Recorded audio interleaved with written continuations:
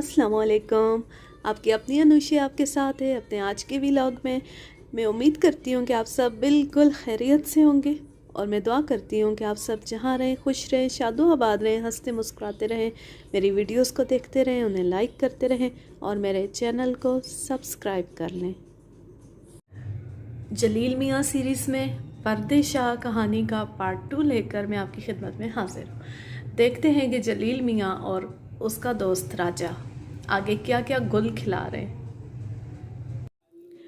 सिर्फ चाय का ऑर्डर देने पर मैंने उसे ऐसी नज़र से देखा कि उसमें ज़रा सी भी गैरत होती तो वह चाय की प्याली में डूब मरता, मगर राजा ढिठाई से मुस्कुराता और गुनगुनाता रहा। उसने मेरे सवाल का जवाब देने के बजाय फिर वही मिसरा दोहराया। उसके तो दिन फिर गए। इस दफ़ा मेरा पैमाना सब्र लबरेज हो गया। तेरे बाप के उसकी लॉटरी निकल आई है या उसने दूसरी शादी कर ली है? राजा ने सर दाँ भरी। अब्बा की ऐसी किस्मत कहाँ, वो लॉटरी के सख्त खिलाफ हैं और दूसरी शादी की इसमें हिम्मत नहीं है। मैं अब्बा की नहीं बल्कि अपने साबका लंगोटिए यार नासिर धोबी की बात कर रहा हूँ। वही जो मच्छर पहलवान की उर्फियत से मशहूर है और उसकी कोई नूर जैसी बीवी है जिसकी आबोताब हर गुजरते दिन के साथ बढ़ती जा रही है। हाँ यार, राजा एतराफ़ जुर्म करने वाले अंदाज में बोला। वह इस सदी की हसीन तरीन धोबन है। गुज़श्ता 10 साल से मैं और नासिर उसके 8 अदद लखते जिगर भी इसका कुछ नहीं बिगाड़ सके। तुझे याद है मैं सिर्फ इसी की वजह से बाकायदगी से घाट पर जाता था। राजा कमीने शर्म कर, वो तेरे यार की जोरू है और तेरी भाभी। तूने वो गाना नहीं सुना, भाभी नहीं तू मेरी माँ है? मैंने उसे मुलामत की।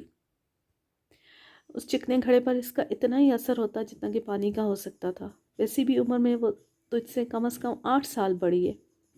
बोल्ड इज़ गोल्ड, राजा फलसफियाना अंदाज में बोला। जाहिल शख्स, ये मुहावरा क्रिकेट खेलने वालों के लिए है। सही मुहावरा है ओल्ड इज़ गोल्ड। तुझे नहीं मालूम। मैंने उसे समझाने की कितनी कोशिश की थी कि नासिर जैसे कमीने और खबीस शख्स से शादी ना कर, जबकि हम जैसे गबरू जवान पड़े हैं। ये तेरी पुरानी आदत है, मैंने तबसरा किया। तू दोस्तों की पीठ में छुरा घोंपने का आदी है। अब है, मैंने नासिर को बचाने की कोशिश की थी। अब देख, उसके 12 साल हैं और सब सरकारी सांड लगते हैं। हर सिमाई में वो नासिर को किसी बहुत मैले कपड़े की तरह पटक पटक कर मारते हैं। बहाना कुछ भी होता है। मसला नासिर ने अपनी हसीन जोरू को छोड़कर पड़ोस की 70 साला खाला को ताड़ा था, जिसे आपकी 100 साला कबर रसीदा बुड्ढा भी ताड़ना पसंद ना करे। खैर, मैं कह रहा था नासिर के दिन फिर गए। हालबन इसकी कोई नूर ने एक और फर्जंदे नरीना प्रोड्यूस कर दिया होगा। मेरी दखल अंदाजी पर राजा ने मुझे खा जाने वाली नजरों। जलील कहीं के 9वें बच्चे से दिन फिरते नहीं हैं। फिर उसके जिल्लाद सिफ्त बड़े साले का इंतकाल हो गया होगा। जलील कहीं के, मैं देख रहा था राजा की कुव्वते बर्दाश्त जवाब देती जा रही है। अब कि तू कुछ बोला तो तेरी बाकी अल्फाज इतने ही काबिल सेंसर थे जितना कि बारिश में रीमा या रेशम का रक्स हो सकता है। तब फिर उसकी सास मर गई होगी। मलकुल मौत उसे कई साल से एक्सटेंशन दिए जा रहा था। बुढ़िया कब्र में पाँव लटकाए बैठे होने के बावजूद इसमें उतरने को तैयार नहीं थी। राजा इस गुब्बारे की तरह फट पड़ा जिसमें ज़रूरत से ज़्यादा गैस भर दी गई हो। उसने इब्तिदा जलील जलील से की और इंतहा उर्दू डिक्शनरियों की मुंतखब गालियों पर। इस दौरान मैं चाय और गाने से बेयाक वक्त लुत्फ़अंदोज़ हो रहा था जब राजा नई गालियाँ ईजाद कर रहा था। उसके गुस्से के खात्मे तक मैं प्लेट का सफाया कर चुका था और जैसे ही राजा को एहसास हुआ कि गुस्से में उसने अपना ही नुकसान किया है तो उसकी ज़ुबान रुक गई। मैंने मुस्कुराते हुए कहा, माफ़ करना यार, ध्यान कहीं और था, इसलिए तेरी बात नहीं सुन सका। मुझे मालूम है तेरा ध्यान कहाँ था, राजा ने मुलामत ज़दा लहजे में कहा। गुज़श्ता 4 साल से ये गाना चल रहा है और तू हर बार इतनी खुशू खुशू से सुनता है। गाना ही ऐसा है यार। खैर छोड़, तू बता क्या कह रहा था? मैं कह रहा था कि नासिर के दिन फिर गए। पूरी बात भी करेगा या एक ही मिसरा दोहराए चला जाएगा? तोते की औलाद, मैंने भुनना कर कहा। तूने पीर हज़रत गोल शाह रहमतुल्लाह अलैह का नाम तो सुना होगा। वही जिन्हें उनके नाइबीन ने रहमतुल्लाह अलैह कर दिया था। वो एक यहूदी साजिश थी जो सारे आलम इस्लाम के ख़िलाफ़ की गई थी। पीर गोल शाह बहुत बड़ी रूहानी शख्सियत थे। राजा वाज़े तौर पर मुतासरीन में शामिल था। मैंने तो सुना है कि वो एक बहुत बड़ी रोमानवी शख्सियत थे और दुनिया से उनके इंतकाल की वजह उनका आखिरी रोमान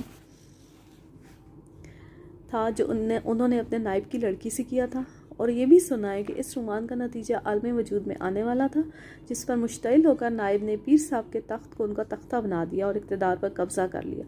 उसने बाद में जो प्रेस रिलीज़ जारी किया था उसके मुताबिक पीर साहब कुछ सरकश और नापकार किस्म के जिन्नों से जंग के दौरान में जाम शहादत नोश कर गए थे। राजा जोशी अकीदत से कांपने लगा। जलील कहीं के, अगर तू मेरा दोस्त न होता तो मैं तुझे जहन्नम रसीद कर देता। ये सब पीर साहब के ख़िलाफ़ साजिश थी। उन्हें जिन्नों ने नहीं, उनके काफिर मुरीदों ने शहीद किया था और इसके बाद दरगाह पर कब्ज़ा कर लिया। चल गुस्सा थूक दे, मैंने मफाहमाना अंदाज में कहा, पूरी बात बता। गोल शाह की शहादत के कुछ अरसे बाद एक मलंग कहीं से आकर दरगाह में रहने लगा। कुछ अरसे बाद उसके पास लोगों की भीड़ रहने लगी, जिनमें औरतों की अक्सरियत होती थी। उनकी दो ही ख्वाहिशें थीं, एक औलाद नरीना और दूसरी सास इंतकाल कर जाए। इस नए मलंग ने तावीज़ कंडे भी देना शुरू कर दिए। नतीजे में आमदनी का रुख भी उसकी तरफ हो गया। इस पर इक़्तिदार पर काबिज़ टोला सख्त तशवीश ज़दा हो गया और बल आखिर उनके सब्र का पैमाना लबरेज़ हुआ तो उन्होंने नए मलंग को भी गोल शाह के पास भेजने का फ़ैसला किया। एक रात खसूसी हुक्म के तहत दरगाह खाली करा ली कि रात चिल्लाए ख़ास होगा, अलबत्ता मलंग को रहने दिया। अगली सुबह जब मुरीदीन और मोतकदीन दरगाह पहुँचे तो मलंग तो बाहर घोड़े गधे बेच कर सो रहा था और वो चारों अंदर अपने ज़ख्मों की मरहम पट्टी कर रहे थे। ऐसा लगता था जैसे किसी ने लाठी से उनकी तसल्ली बख्श किस्म की पिटाई की है। बाद में उन्होंने जो प्रेस रिलीज़ जारी किया, इसके मुताबिक इन्हीं नाबकार और सरकश जिन्हों ने रात गए एक बार फिर दरगाह पर हमला किया था, मगर वो अपनी रूहानी ताकतों की वजह से बच निकले। मगर ये प्रेस रिलीज़ खुद उनके हक़ में तबाहकुन साबित हुआ। लोग देख चुके थे कि मलंग को खराश भी नहीं आई थी, जबकि बाकी अफराद का जिन्होंने मार मार कर बुरा हाल कर दिया था। लिहाजा उनसे रही सही अकीदत भी ख़त्म हो गई और एक हफ्ते बाद कातिल टोला रज़ाकाराना तौर पर मलंग के हक़ में दस्तबरदार होकर दरगाह से कूच कर गया। इसमें नासिर धोबी का जिक्र अभी भी कहीं नहीं आया। मैंने एतराज़ किया। राजा ने मेरे एतराज़ को यूँ नज़रअंदाज किया जैसे हुकूमत अवामी एहतजाज को नज़रअंदाज करती और अपनी बात जारी रखी। तब से दरगाह पर हज़रत पीर पर्दे शाह का दौर दौरा है। हज़रत पर्दे शाह? मैं दम बखुद रह गया। पर्दा उनकी एक आंख पर है या अकल पर? राजा ने कमाले सब्र से मेरी इश्तियाल अंगेज़ी को नज़रअंदाज किया। घनी मूँछों और दाढ़ी के बाद उनका चेहरा मुबारक का जो हिस्सा बचता है उसे वो चादर से ढक कर रखते हैं। उनके मुर्शिद दुनिया से पर्दा फरमाने से पहले हज़रत पर्दे शाह को अपना चेहरा पुरअनवर दुनिया से छुपाने की वसीयत कर गए थे। काश पर्दे शाह दुनिया से ख़ुद भी पर्दा कर जाते। दुख से अमन के अंदेशे की वजह से मैंने ये जुमला ज़ेरे लब कहा। वसत मुश्किल राजा नासिर धोबी की तरफ आया। तुझे मालूम है नासिर को दो ही शौक़ हैं, एक औलाद पैदा करना, मेरा मतलब है पैदा करवाना, और दूसरा रेस खेलना। पहले शौक़ की अफादियत तो 8 अदद नर बच्चों की सूरत में सामने आई जो बड़े होकर नासिर की लॉन्ड्री को संभाल सकेंगे। दूसरा शौक़ अरसा दराज से नासिर के बजट को खसारे में मुब्तला किए हुए था। उसकी बदकिस्मती थी या घोड़ों की, उसके ख़िलाफ़ कोई मुतफ़िक़ा साजिश कि वो जिस घोड़े पर रकम लगाता वो अक्सर पहले नंबर पर आता, सबसे पीछे रहने में। उसने गुज़श्ता 10 साल में इतनी रकम कमाई है जिससे वो अपने 200 गज़ के खंडर की जगह आलीशान मकान बनवा सकता था, इलाके में सबसे बड़ी लॉन्ड्री खोल सकता था, उसमें बाहर की मशीनें लगवा सकता था, दूसरी शादी कर सकता था। उसकी इसे कोई ज़रूरत नहीं थी। मैंने लुकमा दिया। उसके पास पहले कोई नूर जैसी ज़ौजा है। अब दौलत और बीवी का शौक़ कभी कम नहीं होता। आदमी हर वक्त अपने हिस्से में इजाफे के लिए कोशां रहता है। राजा ने फिर फ़लसफ़ियाना अंदाज में कहा, खैर तो मैं बता रहा था कि नासिर धोबी रेस की वजह से अक्सर पीरों फ़कीरों के चक्कर में लगा रहता था। जैसे ही उसे पर्दे शाह के बारे में मालूम हुआ वो दौड़ा दौड़ा उनके पास जा पहुंचा। उन्होंने 50 रुपये नजराना लेकर उसे 2 लाते रसीद की और दफ़ा हो जाने का हुक्म दिया।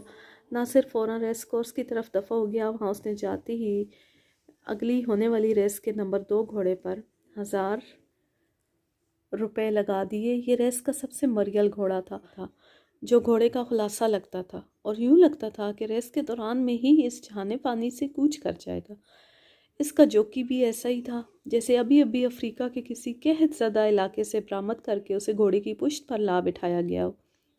इस पर भाव 1 पर 25 का था, मगर रेस के आगाज़ ही में वो यूं दौड़ा जैसे उसके पीछे अफ्रीका के आदमखोर शेर या पाकिस्तानी पुलिस लगी हुई हो, और आखिर तक दौड़ता चला गया।